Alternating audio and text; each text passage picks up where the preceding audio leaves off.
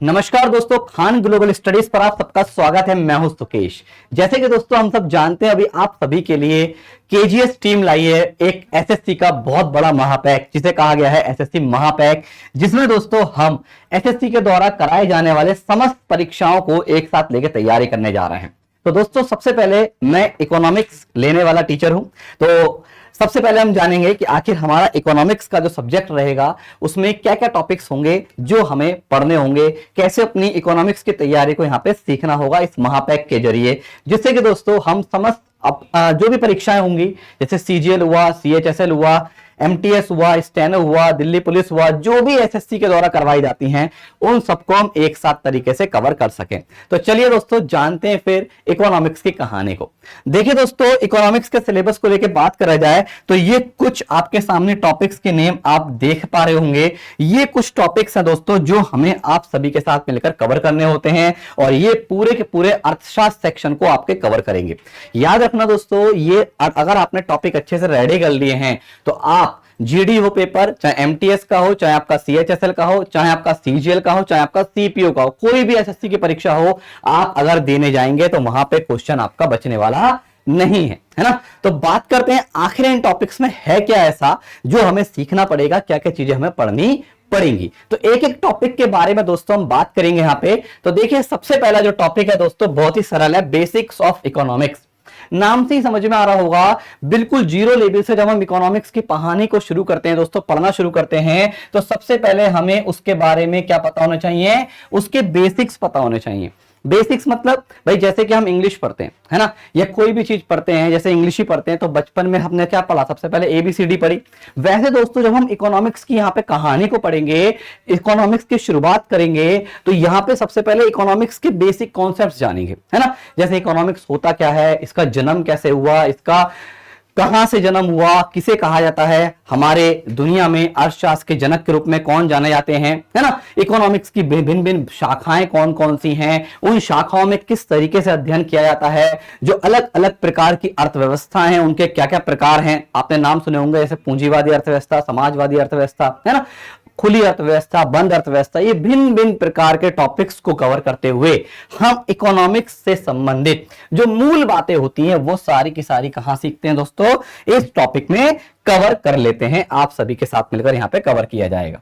इसके बाद दोस्तों यहां हमारा जो सबसे महत्वपूर्ण टॉपिक आता है आपके एसएससी की परीक्षाओं में, चाहे आप कोई भी एग्जामिनेशन ले लीजिए दोस्तों, सीजीएल का ले लो, सीपीओ का ले लो, सीएचएसएल का ले लो, कोई भी ले लीजिए, ए टू जेड। ये एक ऐसा टॉपिक है जहां से जनरली वे में अगर इकोनॉमिक्स का क्वेश्चन आया है पेपर में, तो यहां से तो 100% एक क्वेश्चन या दो क्वेश्चन तो मिलने ही मिलने हैं, क्योंकि दोस्तों ये हमारा एक व्यवहारिक टॉपिक है जिसका जनरली वे में हम सब अपने जीवन में डेली बेसिस पे इस्तेमाल करते रहते हैं। और टॉपिक का नाम ही है दोस्तों बहुत ही शानदार, मुद्रा और बैंकिंग, मनी एंड बैंकिंग। भाई इस टॉपिक में अगर बात करें तो हम बात करते हैं मुद्रा क्या होती है ना, मुद्रा का जन्म कैसे हुआ, कैसे इवोल्यूशन हुआ इसका, है ना। पहले हमारे देश में दोस्तों बार्टर एक्सचेंज सिस्टम चलता था, फिर हमने देखा सोने चांदी के सिक्के चलने लगे, है ना, फिर आजकल हम देखें तो नोटों का यूज कर रहे हैं। तो क्या प्रोसेस रहा, कैसे कैसे हम इन चीजों से वहां तक पहुंचे, ये सारी बातें, मुद्रा के गुण क्या है, बार्टर एक्सचेंज सिस्टम क्या था, आखिर उसकी क्या कमियां थी जिसकी वजह से हमने मुद्रा को अपनाया, है ना। भाई कुछ कमियां होंगी जब भी तो अपनाया, अगर दोस्तों कमी नहीं होते तो हमें अपनाने की जरूरत ही क्यों पड़ती, है ना। तो ये सारी की सारी चीजें, फिर हमारे जो मुद्रा का प्रवाह होता है, भाई आपको पता है कि हमारे देश में जो भारतीय रिजर्व बैंक है वो नोटों को छापता है ना। अब आरबीआई से नोट कहां आ रहे हैं दोस्तों, बैंकों के पास, बैंकों से हमारे और आपके पास। तो यानी कि देखा जाए हमारे बीच में और मुद्रा के हमारे पास आने में मीडिएटर कौन हुआ, भाई सिंपल वे में बैंक। और बैंकिंग प्रणाली का दोस्तों हमारे जीवन में बहुत महत्व है, आप सब जानते ही हैं, है ना। हम अपने पैसे को सेव करने के लिए कहां जाते हैं, बैंकों में ही जाते हैं। हमें अगर धन की आवश्यकता होती है, कहीं से अगर नहीं मिलता तो हम अपनी जरूरत को पूरा करने के लिए कहां जाते हैं, तो हम बैंक से जाके ऋण ले सकते हैं, लोन की सुविधा ले सकते हैं। बैंकों में दोस्तों भिन्न भिन्न प्रकार के खाते खोले जाते हैं। बैंकों के भी अगर देखा जाए तो भिन्न भिन्न प्रकार के बैंक हमें देखने को मिलते हैं, है ना। जैसे कि आपने देखा होगा कभी कभी हम कहते हैं कि सर ये तो प्राइवेट बैंक है, कहते हैं ग्रामीण बैंक है, ये सहकारी बैंक है। अरे भाई है क्या, क्या इनका स्ट्रक्चर है, क्या इनकी संरचना है। तो इन सभी को लेके हम बातचीत करते हैं कहां पे, मुद्रा और बैंकिंग यानी कि मनी एंड बैंकिंग के अध्याय में, है ना। याद रखना ये टॉपिक अगर बात करा जाए most important for your exam, बहुत ही ज्यादा एग्जामिनेशन में पूछे जाने वाला टॉपिक है। इसके बाद दोस्तों इसी टॉपिक से संबंध रखता हुआ एक टॉपिक है जिसे कहा जाता है मौद्रिक नीति।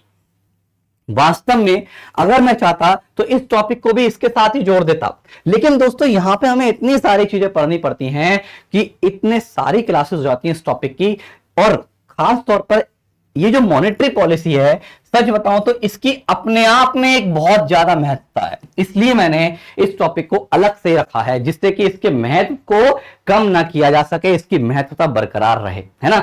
याद रखिएगा दोस्तों, जनरली वे में हमने बहुत सारे शब्दावली सुनी होंगी, CRR, SLR, रेपो दर, रिवर्स रेपो दर, बैंक दर, है ना। ये जितने भी टर्म्स होते हैं ये सब हमारे मौद्रिक नीति का हिस्सा है जिसको भारतीय रिजर्व बैंक के द्वारा बनाया जाता है।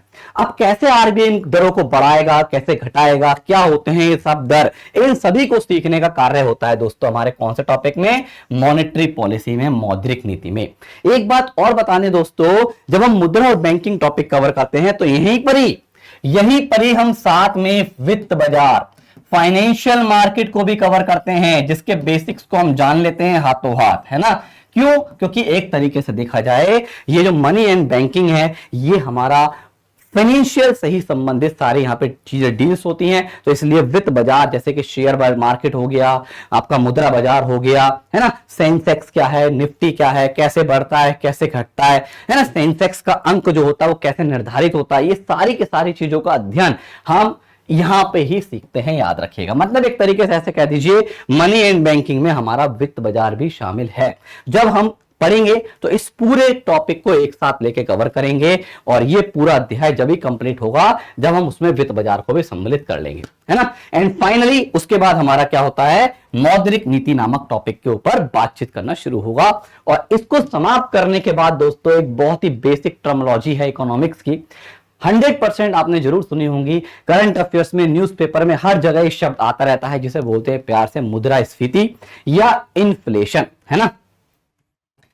इन्फ्लेशन भाई बेसिक अगर टर्म देखें तो हर कोई जानता है इन्फ्लेशन मतलब क्या है। जब वस्तु और सेवाओं के मूल्य सामान्य स्तर से अधिक हो जाते हैं तो वो स्थिति मुद्रास्फीति कहलाती है, जिसको हम प्यार से लोकल भाषा में सरल शब्दों में महंगाई के नाम से जानते हैं। लेकिन दोस्तों क्या इतने टॉपिक है? नहीं भाई, अरे इसके भी प्रकार होते हैं, इसके भी कारण होते हैं, इसके भी क्या क्या प्रभाव पड़ेगा, किस व्यक्ति पर कैसा प्रभाव पड़ेगा, ये सब भी हमें सीखना होता है। अगर ये बहुत ज्यादा बढ़ जाए तो इसे कैसे नियंत्रित करा जाएगा, इससे संबंधित बहुत सारी शब्दावलियां होती हैं दोस्तों, उन सभी को यहाँ पे हमें कवर करना होता है। और याद रखना दोस्तों, यहां से भी हमारे परीक्षा में प्रश्न देखा ही जाता है। आप प्रीवियस उठा के देखेंगे तो एक ना एक क्वेश्चन यहां से भी आपको मिल ही जाएगा, है ना। इन सबके बाद आता है बहुत ही शानदार टॉपिक इकोनॉमिक्स का, जिसे कह सकते हैं दोस्तों एक बहुत बड़ा पिलर है।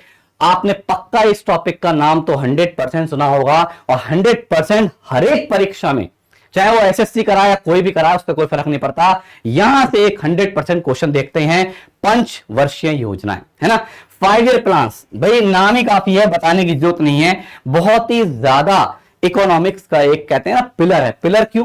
क्योंकि दोस्तों इन पंचवर्षीय योजनाओं की सहायता से जब हम पंचवर्षीय योजनाओं को पढ़ते हैं तो स्वतंत्रता से लेकर आज तक का जो भारत में विकास हुआ है, भाई इसमें यही तो है, हमने कब कब क्या क्या, पहली पंचवर्षीय योजना में ये हुआ, दूसरी में ये हुआ, तीसरी में ये हुआ, है ना। तो उन सभी लक्ष्य को पढ़ते हुए, लक्ष्य प्राप्तियों को देखते हुए, उनके उद्देश्यों को देखते हुए जो जो हमने आज तक अपने देश की अर्थव्यवस्था में अचीवमेंट्स लिए हैं, उन सभी का अध्ययन ही हमारा कहां होता है, इस प्लानिंग एवं पंचवर्षीय योजना नामक अध्याय में हमें देखने को मिलता है।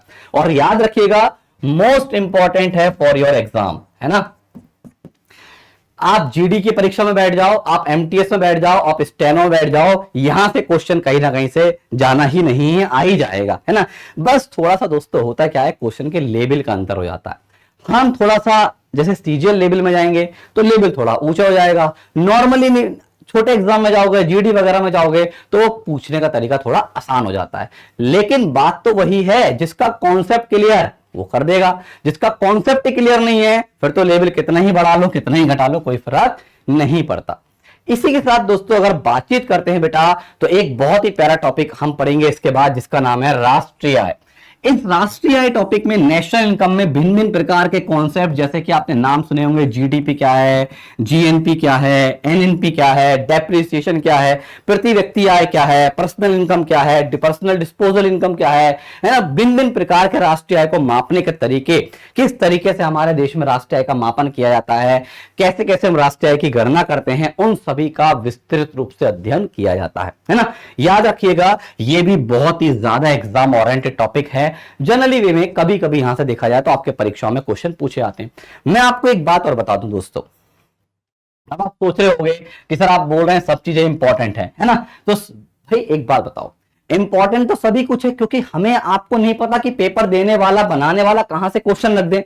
लेकिन दोस्तों इनकी खासियत भी तो समझिए।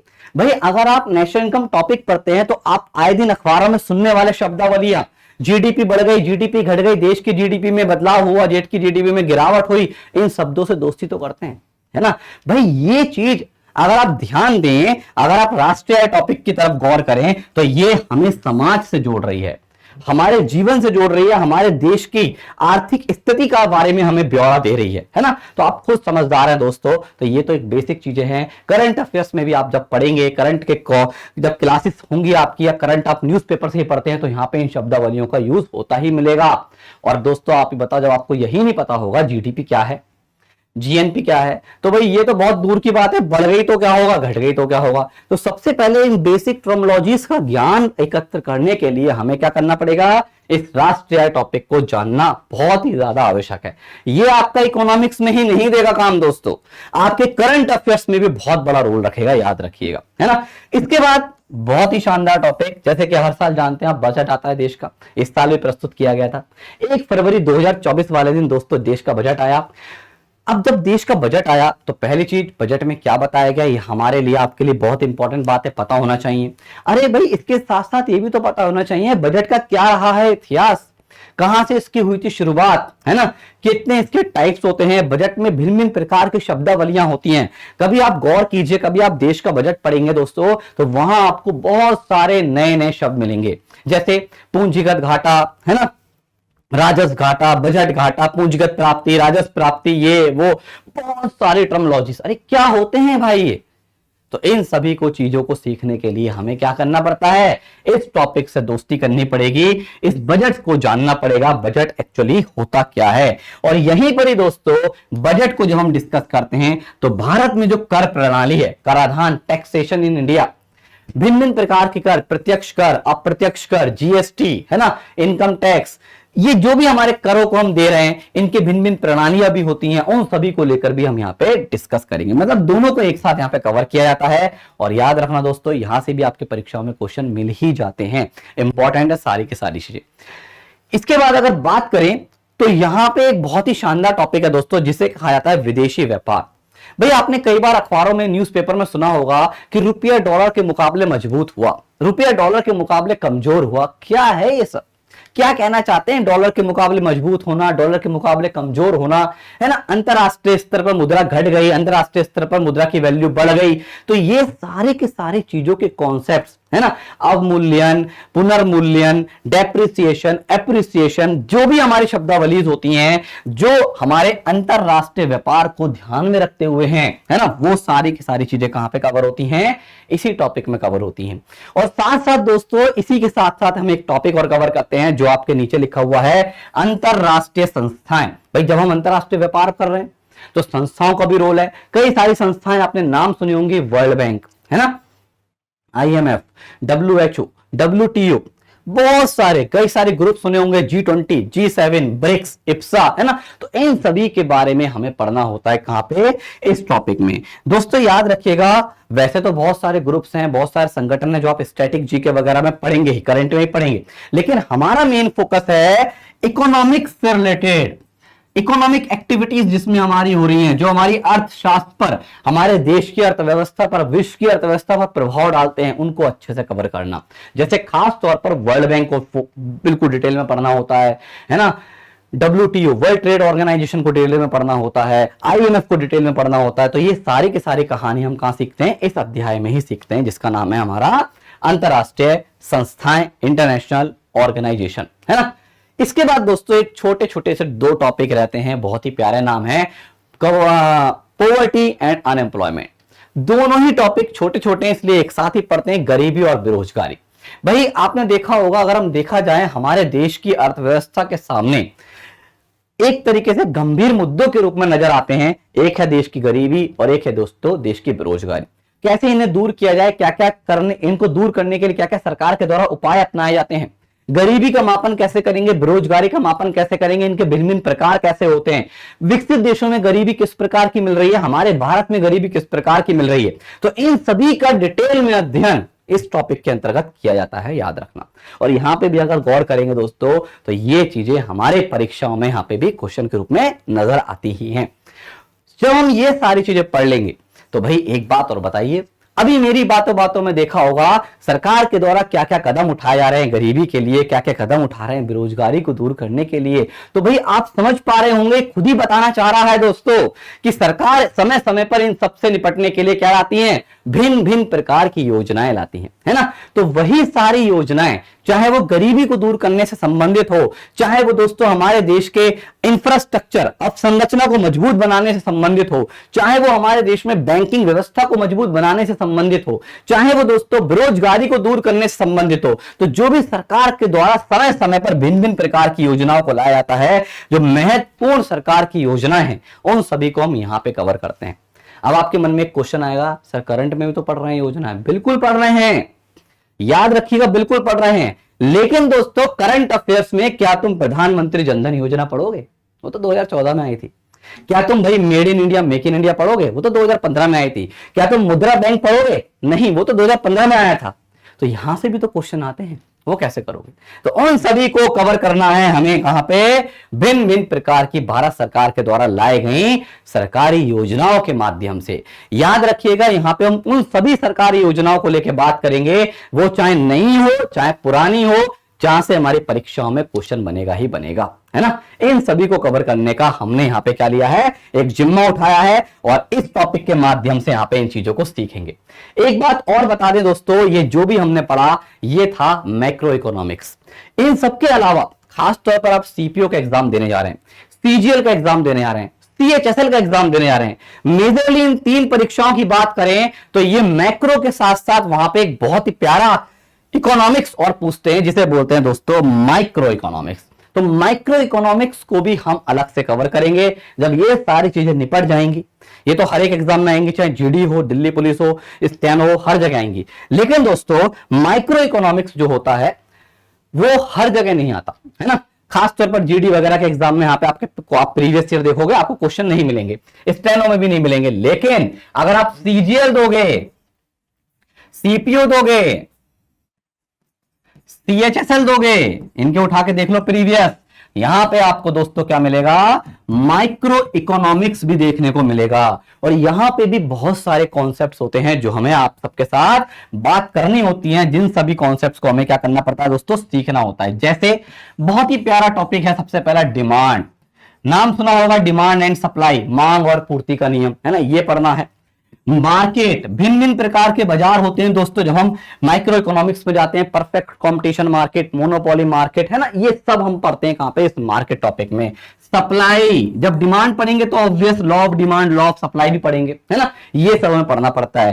कंज्यूमर इक्विलिब्रियम, उपभोक्ता का संतुलन कैसे बनेगा, किस पॉइंट पे उपभोक्ता अपने आप को संतुलन की फॉर्म में या संतुलित अवस्था में महसूस करेगा, ये हमें पढ़ना पड़ता है। यहाँ की भिन्न भिन्न अप्रोचेज होती हैं, यूटिलिटीज अप्रोचेज होती हैं, इंडिफरेंस कर्व होता है, बजट लाइन होते हैं, बजट सेट होते हैं। तो ये सारे के सारे पॉइंट्स और भी बहुत सारी चीजें होती हैं एक्सेट्रा, जो हमें एग्जाम को फोकस करते हुए, इन परीक्षाओं पर ध्यान देते हुए हमें यहाँ पे कवर करना होगा, है ना। तो ये सारी चीजें दोस्तों हमें सीखनी है, और अगर आपने सच बताऊं इनको अच्छे से कर लिया तो आपके इकोनॉमिक्स को कोई नहीं रोक सकता। अगर परीक्षा में क्वेश्चन आ गया है तो ये मैं आपसे गारंटी के रूप में कहता हूं, अगर आप अच्छे से पढ़ लोगे, बढ़िया रेडी कर लोगे सब टॉपिक्स को, यहां से क्वेश्चन बचने वाला नहीं है दोस्तों, है ना।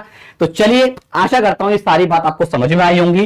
अब हम थोड़ा सा बता दें बैच कब से शुरू हो रहा है दोस्तों। रजिस्ट्रेशन स्टार्ट हो चुके हैं 14 मार्च से, 9 अप्रैल से लाइव बैच स्टार्ट हो जाएगा। फी आपके सामने लिखी है, 1299 रुपए फीस है। और यहां पे दोस्तों अगर बात करा जाए तो ये पूरी टीम है, केजीएस की टीम, जो आप सभी के साथ मिलकर काम करेगी इस महापैक में, है ना।